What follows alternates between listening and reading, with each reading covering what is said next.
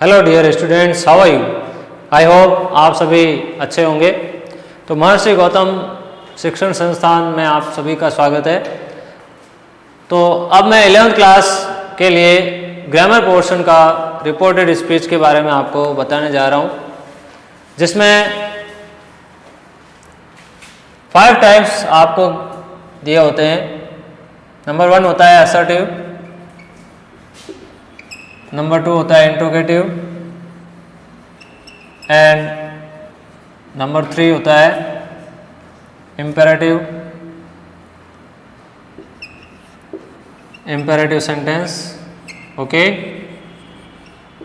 और नंबर 4 होता है एक्सक्लेमेटरी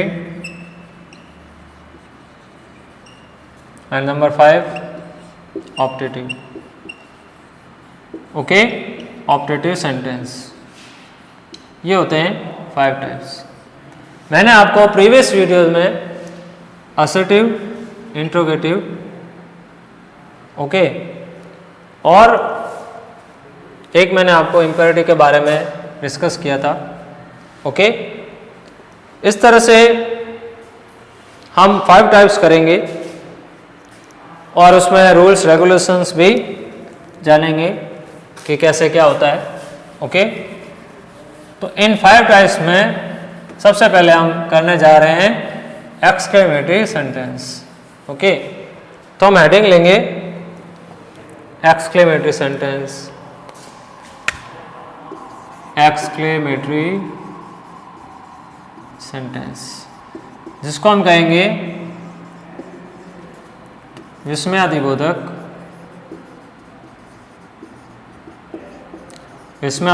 वाक्य। ओके, अब इसकी सेंटेंस की आइडेंटिटी क्या होती है कि सबसे पहले तो एक्सक्लेमेशन मार्क होता है इसमें, और दूसरे कुछ एक ऐसे वर्ड्स होते हैं जिससे हम आइडेंटिटी कर सकते हैं कि ये एक्सक्लेमेटरी सेंटेंस है।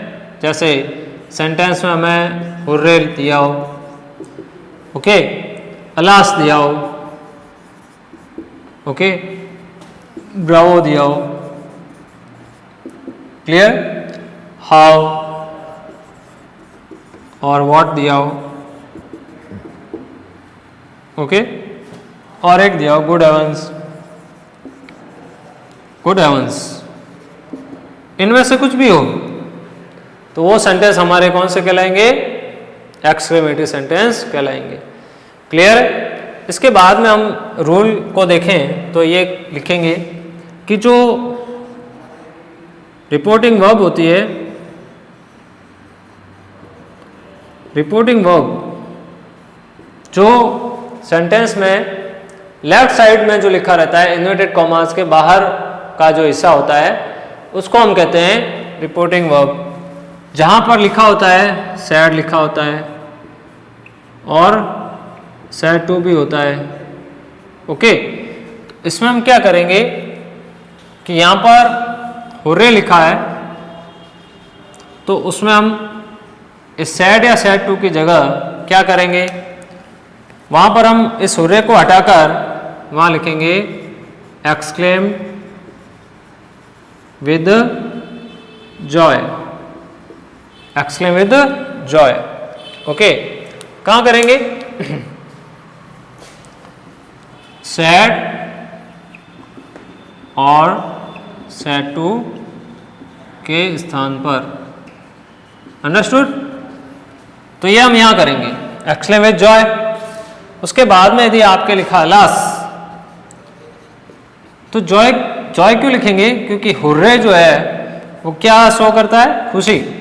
जब हम खुश होते हैं, जैसे फर्स्ट क्लास फर्स्ट टर्म पास हो गए, या हमें कुछ ऐसी चीज़ मिल गई जो लाइफ में हमें कभी आशा ही नहीं थी, तो लोग कहा करते हैं ऐसा हुर्रे, तो उनको अच्छा लगता है, खुश होते हैं वो, इसलिए वो हुर्रे से स्टार्ट करते हैं। इसलिए हम यहाँ लिखते हैं एक्सक्लेम विद जॉय। जॉय मतलब जॉय क्या शो करता है? खुशी। ओके, उसके बाद अलास, अलास क्या शो करता है? दुख। तो दुख को क्या कहते हैं? सोरो। इसलिए यहां लिखेंगे हम एक्सक्लेम विद सोरो, एक्सक्लेम्ड विद सोरो। ओके, उसके बाद में वर्ड आता है आपका ब्रावो। ब्रावो क्या शो करता है? आश्चर्य या किसी की हम प्रशंसा करते हैं, सॉरी, तो इसमें प्रशंसा करते हैं, इसमें हम केवल लिखेंगे एक्सक्लेम्ड। ओके, देन उसके बाद में आता है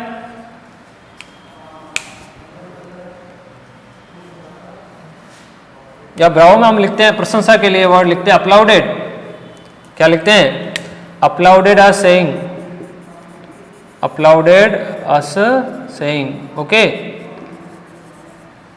फिर आपका वर्ड आता है व्हाट या हाउ और गुड हेवंस। तो व्हाट और हाउ, एक आता है गुड हेवंस। तो व्हाट या हाउ में लिखेंगे हम एक्सक्लेम्ड। ओके, गुड हेवंस में exclaimed with surprise.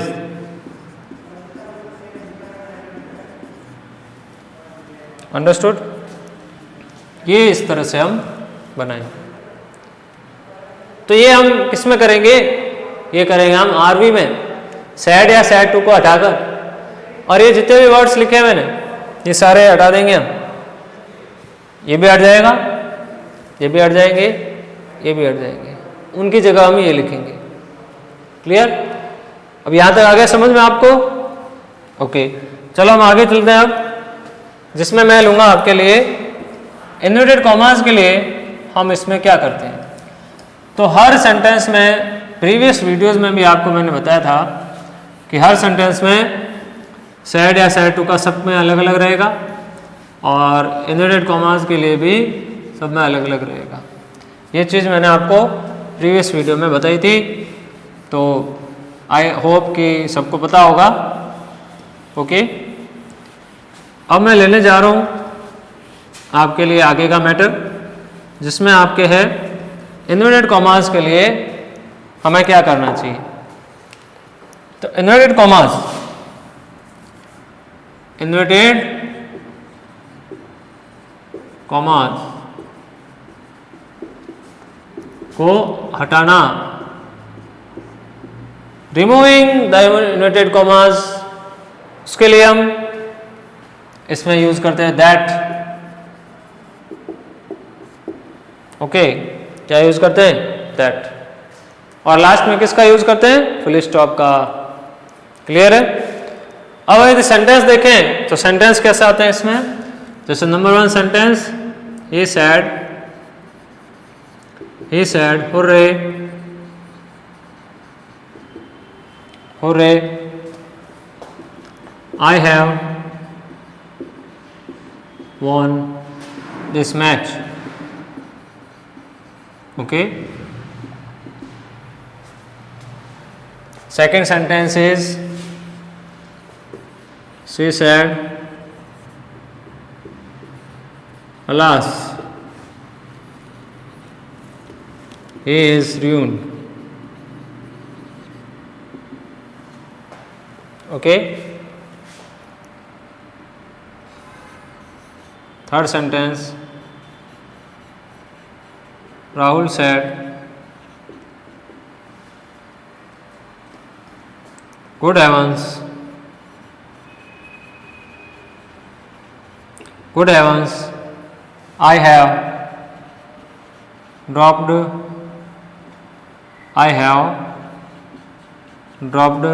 my key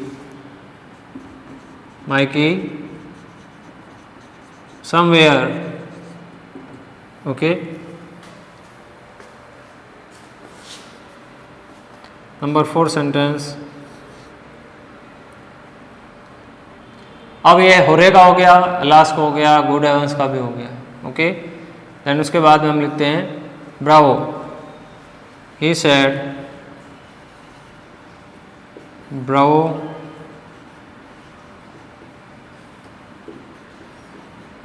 you have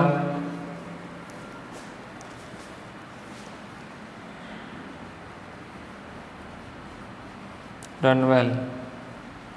okay, अब इसको हम करेंगे कैसे कि सबसे पहले हुर्रे लिखा है, तो मैंने आपको अभी बताया था कि जब हुर्रे लिखा हो तो इस हुर्रे को क्या करते हैं, हटाते हैं।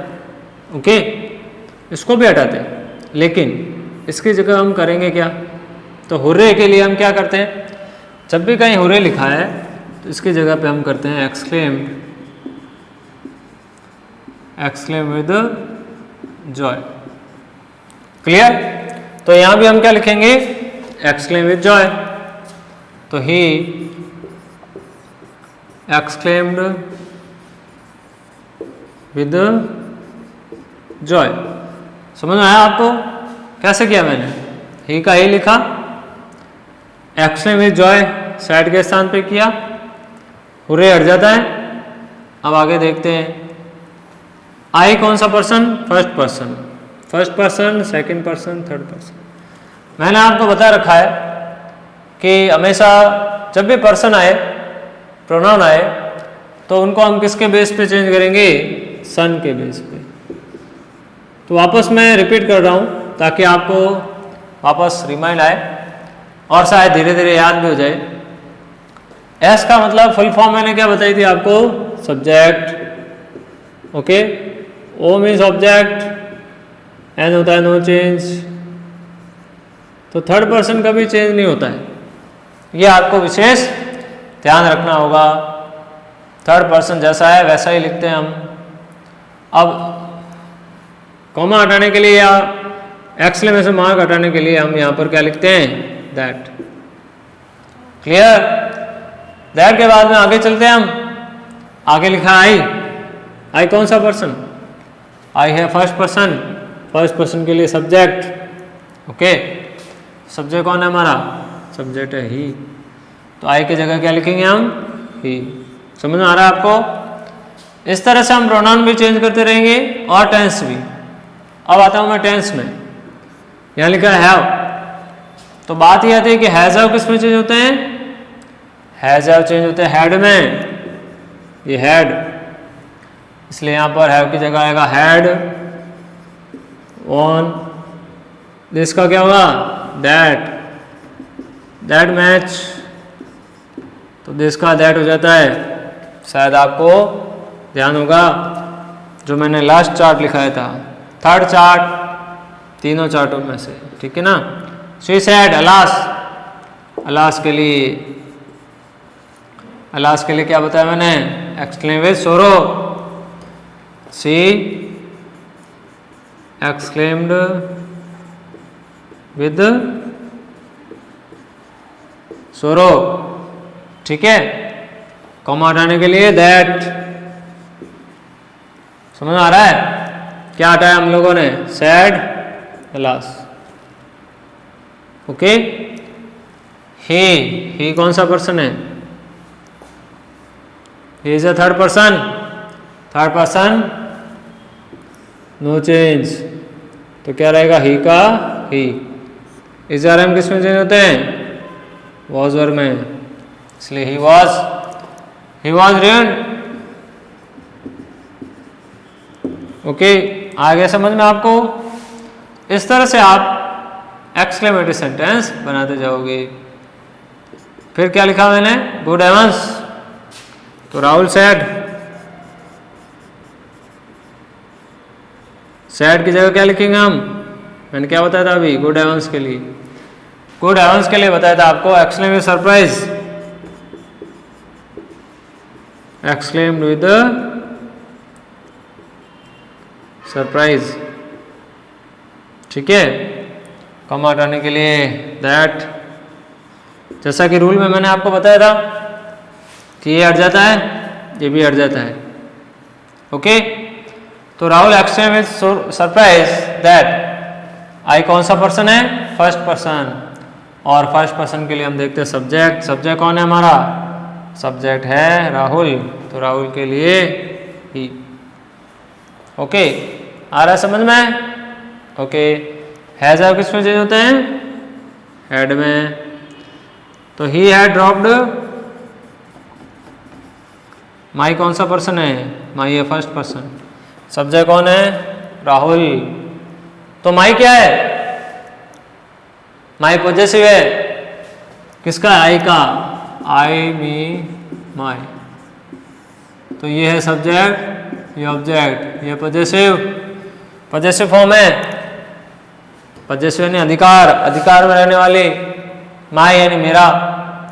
तो माई जब पॉजेसिव है तो माई के लिए हम कहाँ आते हैं? फर्स्ट पर्सन है तो सब्जेक्ट है राहुल, ही। तो जब माई पॉजेसिव है तो ही का भी पॉजेसिव लिखना है इधर, है ना। तो ही का पॉजेसिव ही, हिम, हिज। तो पॉजेसिव हुआ हिज, ठीक है। तो माई पॉजेसिव तो ही का भी पॉजेसिव हिज, इसलिए यहां पर आएगा ड्रॉप्ड हिज की समवेयर, समवेयर। ओके, समझ आ गया आपको? इस तरह से आपको ये कंप्लीट करना है। लास्ट सेंटेंस है you have done well, he said Bravo, he exclaimed या अपलाउडेड us saying. Applauded us saying कब करेंगे? जब यहां पर क्या हो? ऑब्जेक्ट हो। ऑब्जेक्ट नहीं है तो केवल लिखेंगे अपलाउडेड, ठीक है। क्या लिखेंगे? अपलाउडेड। उसके बाद में आगे चलते हैं। और यदि लिखना भी है यहाँ पर तो यहाँ में ऐसा लिख सकते हैं he said to us। क्या लिख सकते हैं? he said to us। तो ये अपलाउडेड us saying, कॉमा हटाने के लिए that, ठीक है ना। यू सेकंड पर्सन है, ऑब्जेक्ट कौन है? us। us है तो इसका सब्जेक्ट क्या होगा प्लूरल में? दे। हैज है किसमें? हैड में। They had done well. समझ आ गया आपको? इस तरह से आपको क्या करना है? एक्सक्लेमेटरी बनाना है। इसी के साथ आपके एक्सक्लेमेटरी जो है आज फिनिश होते हैं।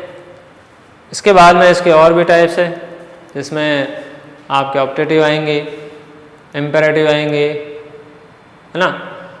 इंट्रोगेटिव मैंने आपको प्रीवियस वीडियो में कराया था, असर्टिव भी कराए थे।